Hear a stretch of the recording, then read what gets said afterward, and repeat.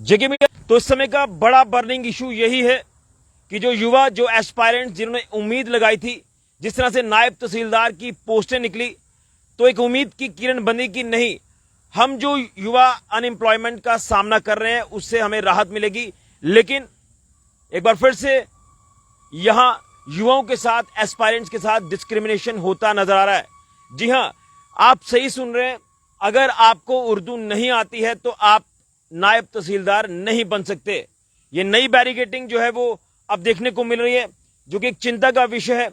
और लगातार सुबह से आप देख रहे हैं कि कई अलग अलग सोशल मीडिया प्लेटफॉर्म्स पर ट्रोल किया जा रहा है।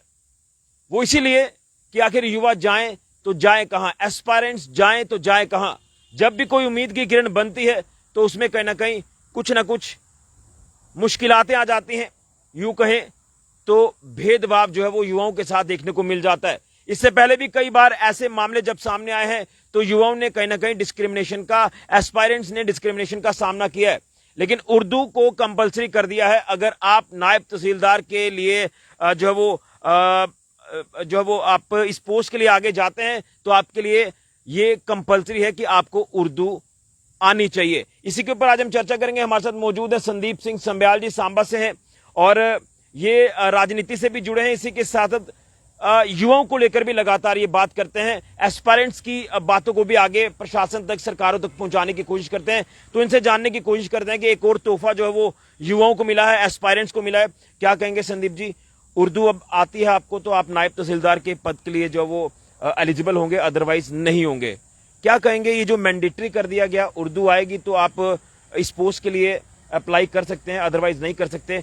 क्या लग रहा है? एक और डिस्क्रिमिनेशन, यूं कहें तो बैरिकेड लगातार हमने देखा कि किसी ना किसी मसले में जरूर युवाओं के लिए आगे आ जाता है। तो ये भी एक रोड़ा ही आया सामने जो कि ये कंपलसरी कर दिया गया। क्या कहेंगे? रिएक्शन जानेंगे और इससे इसी के साथ उसके ऊपर भी बात करेंगे।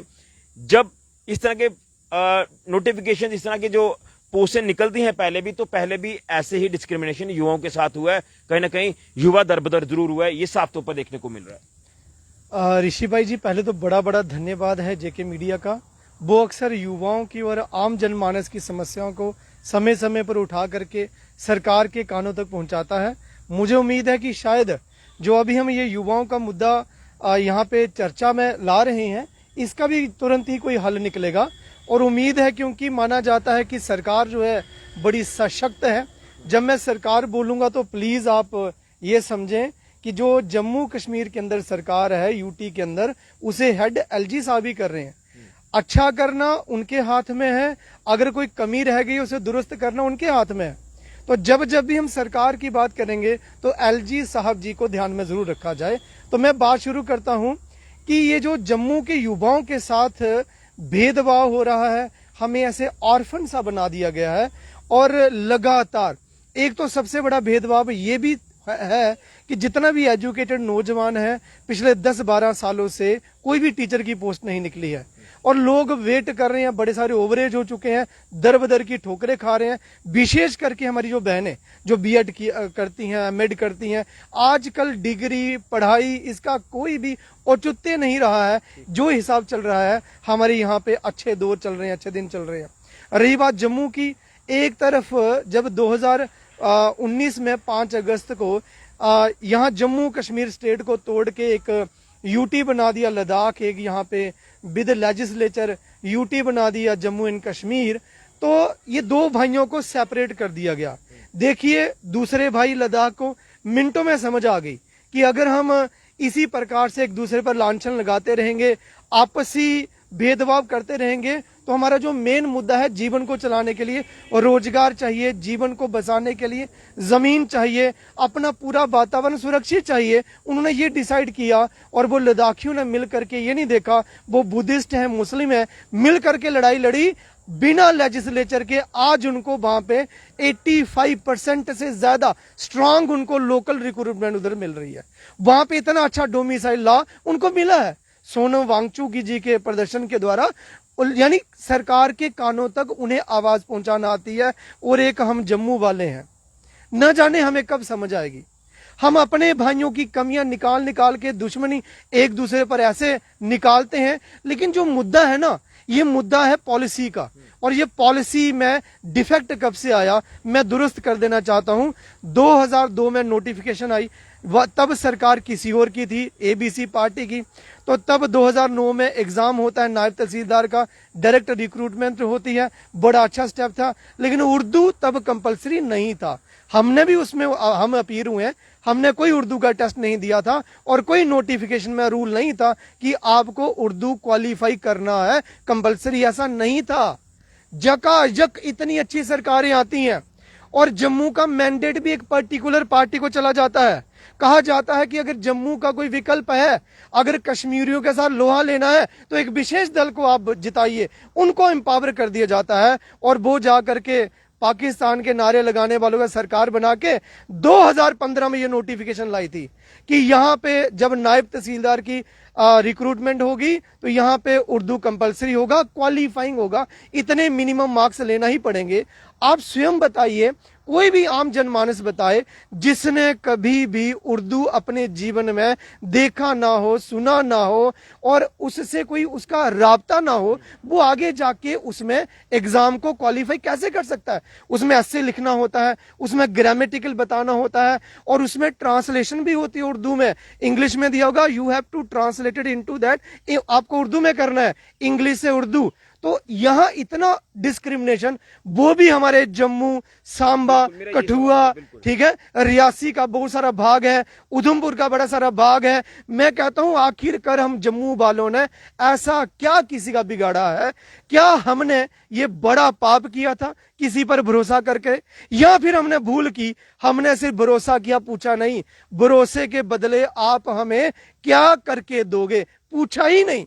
हम बड़े इमोशनल लोग हैं, हम डोगराज कभी नहीं पूछते किसी से, बस उसने किसी की 4 कमियां गिनाई, हम कहते हैं वाह ये उस आदमी को गाली निकाला, ये बेस्ट हो सकता है। इससे बेटर है कि मैं टेक्निकल पॉइंट्स पे आऊंगा। टेक्निकल पॉइंट्स अब क्या कुछ इसमें आप देख पा रहे हैं, अब इसका क्या निचोड़ निकल सकता है कि सांबा, कठुआ, जम्मू ये जिला ज्यादा प्रभावित हो रहा है, यहाँ के युवा, यहाँ के एस्पिरेंट ज्यादा प्रभावित हो रहे हैं क्योंकि उर्दू नोइंग नहीं है ये। तो अब जब कंपलसरी कर दिया है तो इसमें क्या कुछ ऐसे प्रावधान बनाने की जरूरत है क्या? इसमें एक स्टेप जो है वो सरकार, प्रशासन जो है वो युवाओं के हित में फैसला ले सकते हैं? क्या इसमें कोई ऐसे प्रोविजंस, प्रावधान आपको नजर आ रहे हैं? इसी के साथ पहले भी हिंदी को लेकर भी कहीं ना कहीं डिस्क्रिमिनेशन हुआ था, पोस्टें नहीं निकली थी। डोगरी को लेकर भी डिस्क्रिमिनेशन हुआ था, पोस्टें नहीं निकली थी। अब जब नायब तहसीलदार के लिए एक अपॉर्चुनिटी युवाओं के पास, एस्पायरेंट्स के पास आती है कि आपने अगर आगे बढ़ना है, एग्जाम क्वालिफाई करना है तो उसमें आपको उर्दू चाहिए, क्या कहेंगे? टेक्निकल पॉइंट्स क्या आप समझाने की कोशिश करना चाहते हैं ताकि इसमें कुछ ऐसा संज्ञान लिया जाए कि युवा जो है वो नुकसान में ना चले जाएं? युवा नुकसान में नहीं जा सकते हैं अगर तकनीकी तौर पर एलजी साहब अपनी पावर का इस्तेमाल करें एलजी साहब अपनी पावर का इस्तेमाल, और वो सारे के सारे जम्मू का जिनको मैंडेट मिला वो लोग बोलें अपनी तरफ से, एक एक अपना अपना लेटर हेड जो होता है उस पर लिख के दिखाएं और एलजी साहब को मेमोरेंडम भेजें। बड़ा सिंपल सा तरीका है, 24 आवर के अंदर ये ऑर्डर फिर से रिबाउंड हो जाता है, ऑर्डर मॉडिफाई हो जाता है। जो भी ऑर्डर जेके यूटी में आता है पहले एलजी साहब के द्वारा अच्छे तरीके से स्क्रीनिंग की जाती है। मुझे लगता है शायद उस चीज को जिंदा रखने के लिए कि लोग इसी एंगल से सोचें, देखो कश्मीरी ये कर गया, रिफ्ट पैदा नहीं करनी चाहिए और ना ही ऐसा मौका देना चाहिए। तो एलजी साहब जी के आगे हम दरख्वास्त करते हैं कि जैसे आपने जो बिजनेस रूल बने थे असेंबली में कंडक्ट करने के लिए, उनका पूरा कार्यभार चलाने के लिए, वो आपने को पसंद नहीं, आपने रिजेक्ट कर दिए। आपने ये कैसे नोटिफिकेशन गो थ्रू होने दी? ऑल्दो डिपार्टमेंट बड़ी तकनीकी, नहीं प्लीज सवाल ये भी है ना कि जो हायर एजुकेशन मिनिस्टर है उन्होंने भी अभी तक कोई ऐसी अप्रोच नहीं की है। हायर एजुकेशन मिनिस्टर जो साहिबा है मैडम जी, वो तो कश्मीर से हैं, उनको मैंडेट कश्मीर का मिला है, जम्मू का मैंडेट एक पर्टिकुलर पार्टी को मिला है। तो जम्मू कश्मीर की है ना, आप मैंडेट की बात क्यों कर रहे हैं? प्लीज एलजी साहब, मैंडेट होता है पॉलिटिक्स में, क्यों नहीं होता है? पॉलिटिक्स में मैंडेट ही डिसाइड करता है कैसी आगे लोगों के लिए पॉलिसी बननी है। तो लोगों की जो जम्मू का जो हित है, एलजी साहब जी पूरी उम्मीद है कि वो देखेंगे, और वो उस पार्टी को बिलोंग करते हैं जिन्होंने यही समझाया है पिछले कई सालों से, और वो पावर में भी यही कह के आए हैं कि हम बताएंगे जम्मू को हम आगे ले जाएंगे। ले जाइए, आप तुरंत अभी फैसला लीजिए, आप एक ही ऑर्डर से इसको रीट्रैक कर सकते हो और मॉडिफाई कर सकते हो। जैसे जब हिंदी की पोस्टें निकली, बहुत बड़ा बड़ा बवाल हुआ, एबीपी वालों ने सड़क भी जाम की और सब कुछ हुआ। एलजी साहब ने फिर मॉडिफाई कर दिया, तब मैडम साहिबा जो है मिनिस्टर साहब, उनकी बात क्यों नहीं कंसीडर की गई? मतलब देखिए ना, हमें उलझाया जा रहा है। तकनीकी तौर पर हमारे पढ़े लिखे युवाओं को ये रिफ्टिंग करके, दोनों के बीच में खाई पैदा करके कोई पॉलिटिकल अपना बेनिफिट लेने की कोशिश करे तो हम उसके पक्ष में नहीं है। हम टू बी स्ट्रेट बात करते हैं और हम यही कहते हैं कि ये सब कुछ एलजी साहब जी के हाथ में है, ये सब केंद्र सरकार के हाथ में है। वो अगर जम्मू वालों का ध्यान रखते हैं, जम्मू वालों की उनके मन में थोड़ी सी परवाह है, डोगरों की अगर वो कदर करते हैं, तो आप अभी के अभी इस ऑर्डर को बदल सकते हैं, तुरंत वापस लीजिए। वैसे तो मैं ये भी उम्मीद कर रहा था कि एलजी साहब ने जब हिंदी की पोस्टों को बढ़ाया तो वहां पे आप डोगरी की पोस्टों को भी बढ़ाते, तो यहां से मंशा साफ दिखती है, क्वेश्चन मार्क बनता है, डोगरी की पोस्ट नहीं बढ़ी। मैं फिर नहीं, एक जानकारी ये सामने आई थी कि थोड़ा सा समय लग सकता है, ऑफिशियल लैंग्वेज डोगरी को अनाउंस कर दिया गया है, लेकिन अब जब हायर लेवल पर जब हम चीजें देख रहे हैं तो उसमें ऑब्वियस सी बात है कि समय थोड़ा लग सकता है। अब जब ये बात आ रही है कि उर्दू, जो कि यहाँ के युवा, यहाँ के एस्पायरेंट जानते ही नहीं है और एक जबरदस्ती तरीके से इनके ऊपर उर्दू थोपी जा रही है, फिर तो उनका कहना कि फ्यूचर अंधकार में दिखाई दे रहा है ना। मैं वही कह रहा हूं, अगर फ्यूचर अंधकार में हमें दिखाई दे रहा है, हमें बहुत ज्यादा पेन हुई और हम खुद नॉन उर्दू नोइंग है, हमें तो पता ही नहीं उर्दू क्या है। तो इसीलिए अगर कोई इसे दुरुस्त कर सकता है तो वो जो आप नाम ले रहे हैं, जो मैडम जी हेड कर रही हैं डिपार्टमेंट को, तो ऐसा करेंगी, ऐसा कुछ नहीं होगा। जब तक एलजी साहब जी नहीं चाहते, यहां पे पत्ता तक नहीं हिल सकता। वाटर फ्रंट अगर कठुआ में बन सकता है एक नहर के किनारे इतना बढ़िया एलजी साहब जी की क़यादत में, तो ये क्यों नहीं हो सकता? आखिर करके एलजी साहब को जी को युवाओं की परवाह नहीं है। नहीं, हम यही तो प्रशासन को बताने की कोशिश कर रहे हैं कि भाई नोटिफिकेशन आई है तो क्या इसमें कोई दुरुस्ती हो सकती है या नहीं हो सकती। मैं फिर से रिपीट कर दूं, हो सकती है दुरुस्ती। एलजी साहब इसे तुरंत निरस्त कर दें और अपनी तरफ से मॉडिफाई करके फिर से निकाल दें, तो लाखों जो युवा हैं उनकी एक तो विश्वास भी बनेगा और उनको बड़ा ज्यादा उनके जीवन की जो कठिनाई है, एक उन्हें नया आयाम मिलेगा कि हमारा जो मौका हमें मिला था वो हमारे हाथ से जाने नहीं वाला। और वैसे भी आपने इतने सारे डिप्टी कमिश्नर लगा रखे हैं, आईएएस कैडर के हैं 60% से ज्यादा, वो रेवेन्यू डिपार्टमेंट के हैं। अगर उर्दू कंपलसरी है तो फिर डीसी का पहले टेस्ट लेना चाहिए क्वालिफाइंग कि क्या वो उर्दू में ठीक उतरते हैं नहीं उतरते हैं। जो भी आप तहसीलदार, एसीआर, जो भी आप एडीसी लगाते हैं, फिर बड़ी लंबी चौड़ी कहानी जाती है। और ये जितने भी मैंने आपको ये हायरार्की गिनवाई है किसके अधीन आती है, तो आपको ये कोशिश करनी चाहिए लोगों तक सच बताने की, सही पता चले कि आखिर कर जो डिपार्टमेंट में कोई ट्रांसफर तक नहीं हो सकती, किसी के हाथ में इतनी पावर नहीं है। और जब नेगेटिव हो जाए तो एक तरफ ही हम ले जाएं और जब पॉजिटिव हो जाए दूसरी तरफ ले जाएं, ये एक प्रोग्रेसिव युवा उम्मीद तो है। उम्मीद तो इससे पहले भी जब हिंदी को लेकर जब ये तमाम चीजें सामने आई थी तो उसके बाद से दुरुस्ती हुई थी, उसमें ऑर्डर्स में तब्दीलियां हुई थी, तो क्या इसमें भी तो हो सकती है? मगर उसमें अधूरी हुई थी। डोगरी में भी तब्दीली होनी चाहिए थी। डोगरी पढ़ने वाले जितने भी युवा थे, स्कॉलर थे, वो मिले थे सेक्रेटरीट जाके, एलजी साहब जी के साथ भी मिले थे, लेकिन उसमें डोगरी की पोस्टें नहीं बढ़ी। तो इसलिए एक आंख से नहीं देखना चाहिए, दोनों आंख से देखना चाहिए।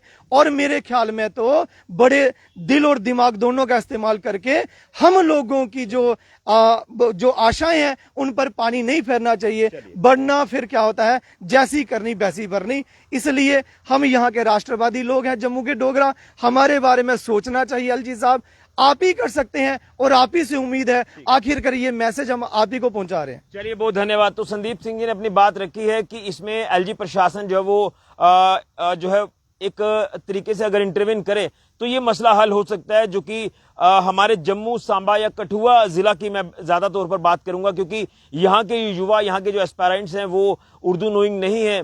और जब वो एलिजिबल जो है वो एलिजिबल तो हैं, लेकिन सवाल ये है कि उर्दू जब मैंडेटरी कर दिया तो वो किस तरह से क्वालिफाई करेंगे एग्जाम को। नायब तहसीलदार वो नहीं बन सकते जब उनको उर्दू ही नहीं आता है। तो इसलिए इसमें ऑर्डर में तब्दीली जो वो नोटिफिकेशन में लाई जाए, इसमें दुरुस्ती की जाए, ताकि युवाओं को उनका हक मिले। खासतौर पर इस बेल्ट की मैं बात कर रहा हूं, कठुआ, जम्मू, सांबा, यहाँ के युवा एस्पायरेंट उर्दू नोइंग नहीं है।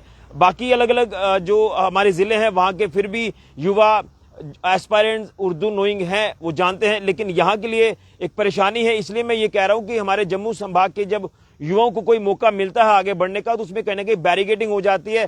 बैरिकेडिंग के चलते उनका फ्यूचर अंधकार में दिखाई देता है। इसलिए इसमें कहीं ना कहीं दुरुस्ती की जाए। एलजी प्रशासन से यही अपील है और जो कुछ टेक्निकल पॉइंट्स इन्होंने बताए हैं उसके ऊपर अगर गौर किया जाए तो हर चीज पॉसिबल है। यानी युवाओं का फ्यूचर सिक्योर हो सकता है, एस्पायरेंट्स का फ्यूचर सिक्योर हो सकता है। वो जो अनएम्प्लॉयमेंट का सामना कर रहे हैं उन्हें एम्प्लॉयमेंट मिल जाएगी। यहां पर दुरुस्ती करने की जरूरत है। यही अपील हम एलजी प्रशासन से करेंगे और मैं खासतौर पर यहां की जो चुनी हुई सरकार है मैं उनसे भी अपील करूंगा, चीफ मिनिस्टर उमर अब्दुल्ला जी से और खासतौर पर जो हायर एजुकेशन मिनिस्टर हैं सकीना इट्टू जी, उनसे भी मैं गुजारिश करूंगा कि कम से कम जब आप जम्मू कश्मीर को रिप्रेजेंट कर रहे हैं, सरकार जब आप चला रहे हैं तो आप पूरे जम्मू कश्मीर के हर एक इलाके को जो वो जहन में रखेंगे। तो लिहाजा ये बात मिलकर प्रशासन के साथ जो है वो इसमें हल करवाया जाए ताकि युवाओं का फ्यूचर खराब ना हो। वीडियो को ज्यादा से ज्यादा शेयर करें। फिलहाल के लिए राहुल के साथ ऋषि खजूरिया, जेके मीडिया के लिए।